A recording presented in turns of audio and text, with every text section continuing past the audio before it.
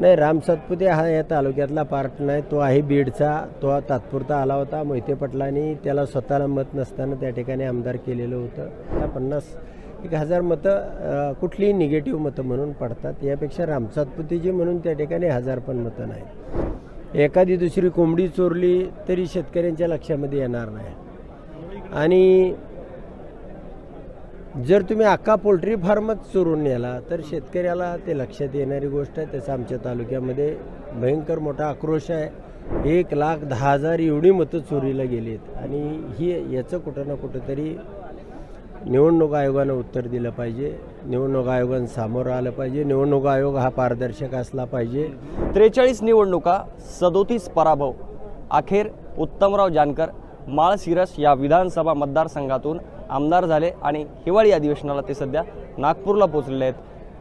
तुमच्या पराभवानंतर एवढी चर्चा नाही झाली, एवढी चर्चा तुमच्या विजयानंतर होते. मार्केटवाडी प्रकरणावरून त्या प्रकरणाचा सध्या काय स्टेटस आहे? राहुल गांधी येणार होते, शरद पवार त्या ठिकाणी आले होते, सध्या काय स्टेटस आहे? आता आम्ही लोकांच्या सह्या घेतोय मतदारांच्या, की ज्या ठिकाणी आम्हाला 600 मतं पडायला पाहिजे त्या ठिकाणी 200 मतं पडलेले.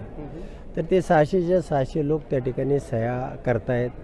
आणि एक 8 ते 10 दिवसामध्ये आम्ही निवडणूक आयोगाकडे जाऊ.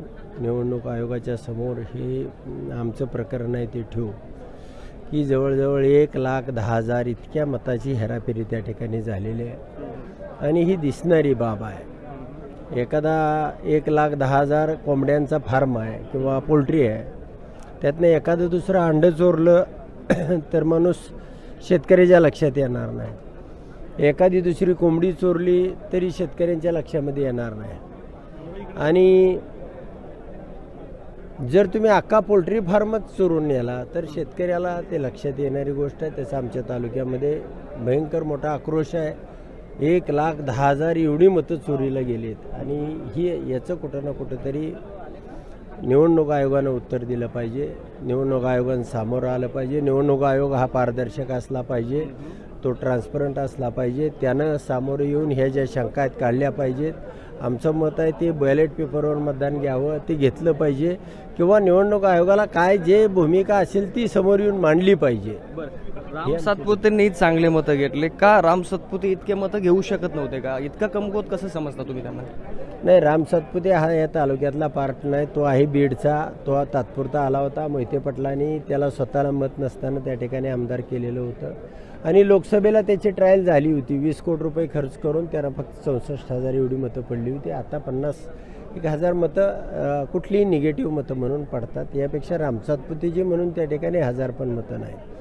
पण यामध्ये ज्या वेळेला भारतीय जनता पार्टीला एक मत फॉलो व्हायचं त्यावेळेला दुसरं मत माझं ट्रान्सफर व्हायचं. 54 दुनी 1,08,000 इतकी मतं त्यांना गेली. आणि ही काय न दिसणारी गोष्ट नाही. म्हणून त्या ठिकाणी जो आक्रोश आहे, जो मार्केटवाडी गावाला कोणत्याही परिस्थितीमध्ये आमचं मत गेलं कुठं हे बॅलेट पेपरवर गाव चेक करायला लागला. आणि मग त्या ठिकाणी फोर्स घातला गेला, संचारबंदी लागू केली, गुन्हे दाखल केले, बॅलेट पेपर हिसकावून नेले.